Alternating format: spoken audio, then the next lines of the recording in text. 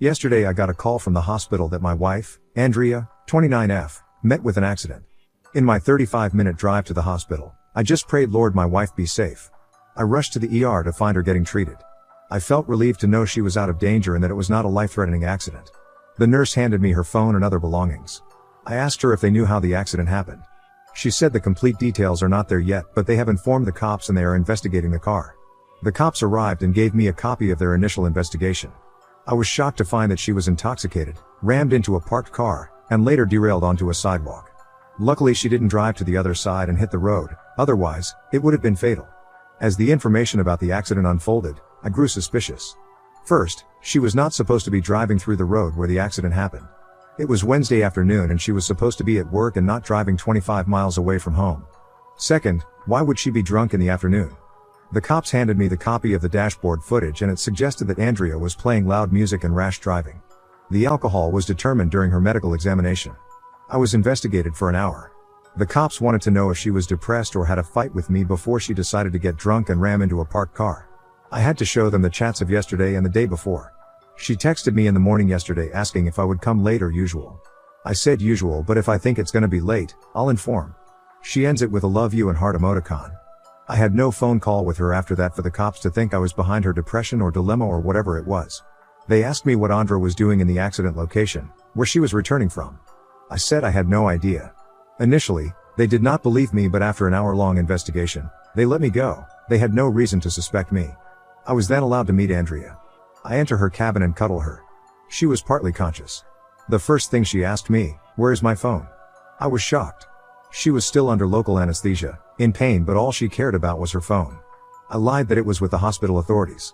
She seemed relieved. My mind was already fogged with the investigation report, and now her weird question made me even more suspicious. There were so many questions in my mind, but I decided to park it until she recovers. I cuddled her to sleep. Her behavior sparked curiosity in me. I pulled out her phone from her bag, which the nurse had handed over to me. It was discharged. I used my power backup to charge it. As soon as I switched it on, it started buzzing with several notifications. I put it on silence mode. All the buzz subsided in a minute, but there was a continuous notification popping up from one chat.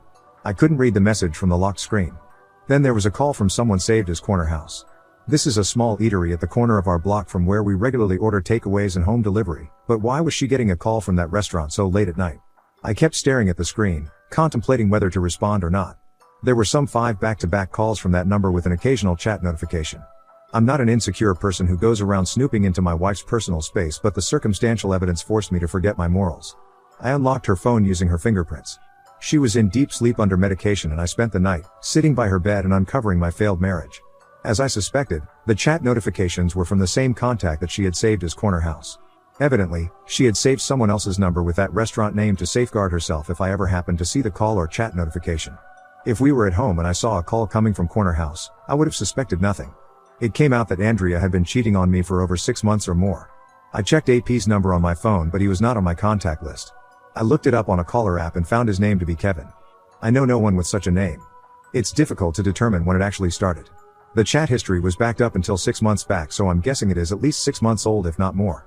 The chats were outrageous and demeaning to me. It was disheartening to read how she was describing her desires for AP while mocking my abilities in bed. She was telling him how I last for no more than a blink and she has to fake her orgasm to keep me happy. They have been meeting every week and sometimes twice a week at their secret hideout.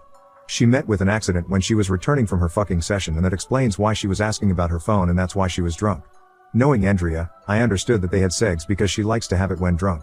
But I thought it was only with me, but there she is, going around fucking men in a drunken state. Reading their chats made me throw up. She was sexting him all the time, in the middle of the night, during her work hours, and even when she was out with me. The last time they sexted was when we were watching a movie, the day before. I remember clearly she was cuddling me and we kissed and made out. I feel so gross to think that she was imagining me to be him all this while. There was no fucking way I could have suspected that she was up to this. We had regular date nights, went on trips, and talked to sleep. Sex was twice a week. Not sure if this is inadequate or okay or how many times others do it. Haven't gone around surveying what others do. It hurts me to think that I was not able to keep her satisfied. Had she told me this, I might have figured out a solution. She never expressed that she wanted more or something else. I thought we were close enough to be brutal honest with each other, but guess we were not. I snooped into her social media account but didn't find AP added there. Their only mode of communication was through chats and calls. How do I find him? Who the heck is this guy who has been satisfying my darling wife? I've been up the whole night. Now I feel dizzy, but the rage in me is not letting me sleep. I want to call AP to the hospital and beat the shit out of him. I don't know what I'm gonna do now. Maybe just need to head out of here. Update 1. You know what? I left that whore at the hospital, threw away her phone, packed her belongings, and dumped it outside my house. I also did a couple of other things. I'll come to it eventually. I left the hospital room and went home, but I was feeling very uneasy. I wanted to do something about my pain. I was racing inside the house thinking what to do while Andrea's phone was continuously buzzing with AP's calls and texts. That son of a bitch was concerned that she wasn't replying. I decided to fix the problem first. I opened the phone and started chatting with him as Andrea. Pasting the text conversation here. Read corner house as AP. Me. Hey, don't call/text me. I don't want to be with you anymore. Corner house? Wait? Why? Corner house, what happened? Are you mad at me for something? Corner house, are you mad that I didn't stay longer? I promise next time we'll spend the day together. Corner house, why ain't you replying? Okay, talk to me first. We can sort this out. Me, I'm never gonna meet you and stop texting me. Corner house, can we meet today and discuss this? Corner house, how about I pick you up from work? I'll tell Connie I'm working overtime. Corner house, okay, are you upset because my divorce got delayed? Trust me, I'm gonna shove the paper to Connie this month. Me, no. Don't do that. I don't enjoy sex with you anymore. You are no more than just a toy for me. Your cock excites me no more. I found another cute guy who lasts longer than you. Corner house, what? You're messing up with me, don't you? Me, I'm not. I'm going out for a date with him tonight. Corner house, don't do this. You know I love you. Me, one more message and I'm gonna tell your wife everything. Corner house, you slut. The beeping stopped after that. Then I accessed her work email on her phone and sent a resignation letter to her manager, asking for an immediate release. He replied asking for a reason. I responded that I, Andrea, am pissed off with the toxic work culture, people there are shit and the manager is a womanizer finding opportunities to grab booties. I also wrote that if he doesn't approve my resignation, I'm gonna expose all the truth to the management. The resignation was approved within minutes. Glad, I was a good listener. Listening to Andrea's work BS actually helped me today. I felt a small victory. So, now she is jobless and single. I have nothing to do with it. She quit her job and dumped her lover. Poor girl. I took her credit card and swiped off all the little money she had. I even burnt all her ID cards, passport, and bank documents and didn't leave a trace of it. I flushed the ashes. If she has to find it, she needs to scavenge the gutter and put it back.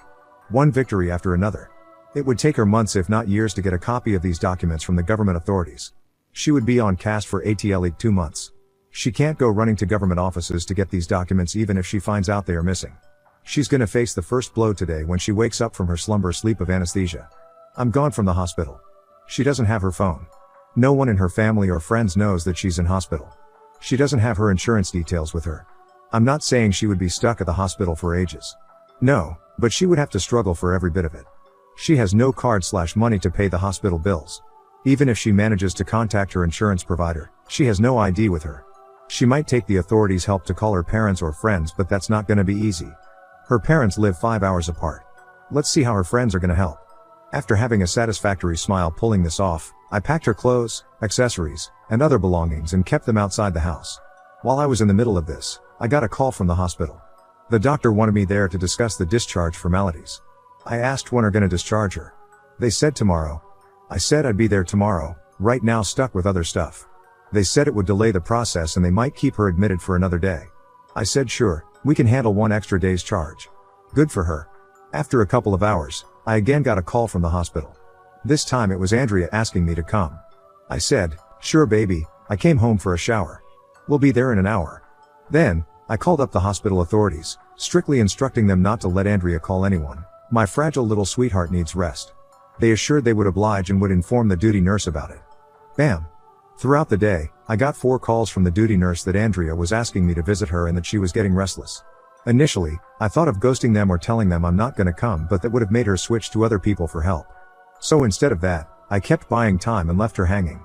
Next, I'm gonna change my lock so that she's blocked from my house. I'm also gonna meet my lawyer tomorrow and discuss my odds of getting rid of her without paying a penny. But that's it until now. Update 2. Whoa. What a whirlwind it has been. I messed up with the hospital authorities for 2 days before ghosting them.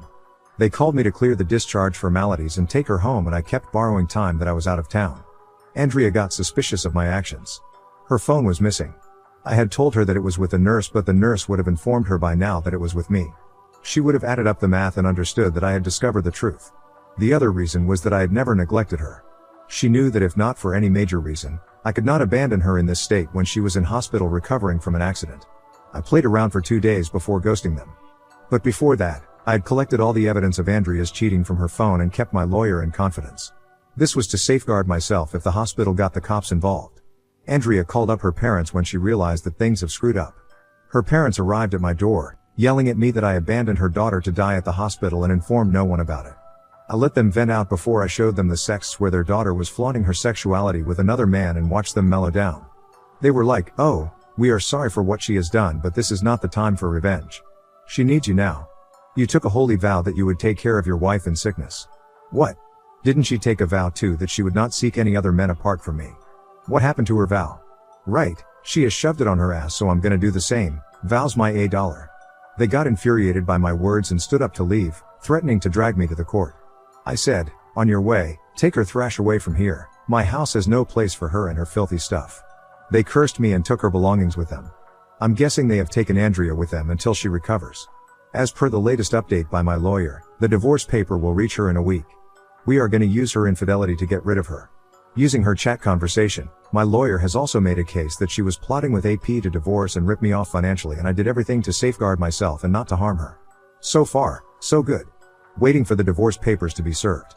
Update 3. So, the divorce papers reach her and she freaks out. She's still immobile, wrapped in a cast. She sent me hundreds of voicemails, some with threats, some with curses, and some with requests for a meeting. I ignored all of it. Then she sent a long threatening email that she's gonna sue me for destroying her IDs, emptying her credit card, and forging her resignation at work. I replied, "Sure, go ahead if you have the money and time to fight the case. It's gonna take ages for her to prove that I had done all this what she was saying. Remember, you don't have a job or money? If you drag me to court, I am gonna press a counter case of humiliation and infidelity, and I have evidence of these charges. Better suck it up and sign the divorce papers and get done with it." The threats and pleading stopped, but she was not signing the papers either. She emailed my lawyer that she needs a meeting before deciding on her move. My lawyer suggested I meet her but asked me to lay some ground rules. Meeting at a public place, no promises, no turbulence, and no physical contact, hugging or whatsoever. Also, our conversation would be recorded so that she doesn't frame me falsely. If needed, my lawyer would accompany me or would be on a call with me. I relayed the instructions to her and she agreed. My lawyer also suggested I try and convince her for out of the court settlement to save money and time. I went there alone. Lawyer asked me to call him if needed. I set the recorder and sat there waiting for her to take the lead. She started off by saying, "You played smart, you did everything to destroy me and you were successful too. I have no job, no money, and yeah, no man, he left me." I asked her, "So you were angry because I chased off your lover?" She said, "No, he was a loser and I was gonna get rid of him anyways." Her nonchalant response made me crack up. I busted out in laughter and she joined me in this. It took me to our pre-dating days when we used to discuss the men who would hit on her and would laugh at their pickup lines. Joke's on me, I got picked up at the end and became a subject of laughter. She said, "Why are you doing this to me?" with tears in her eyes. I asked why she cheated on me when we had everything so beautiful.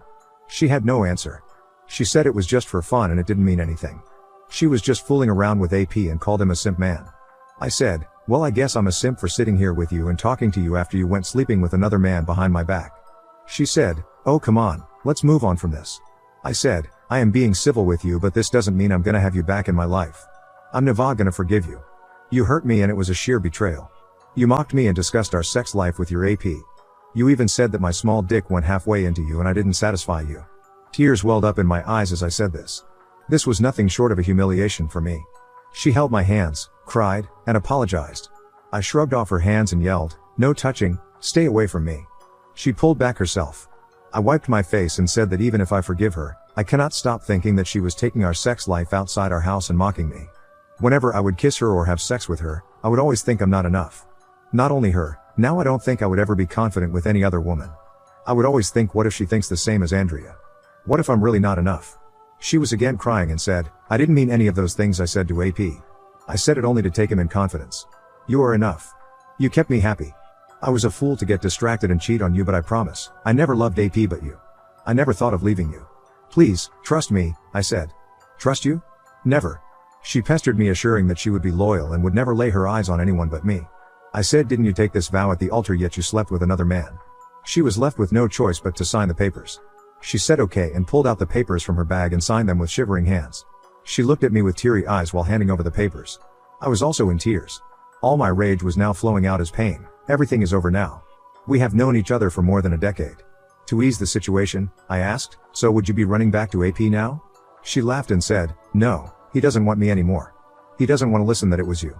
He said he's not gonna cheat on his wife for a flaky woman. Ops, too bad. With pain and remorse, she said, but you be happy, you got your revenge, you ripped me off everything. I lost everything, guess I deserve it.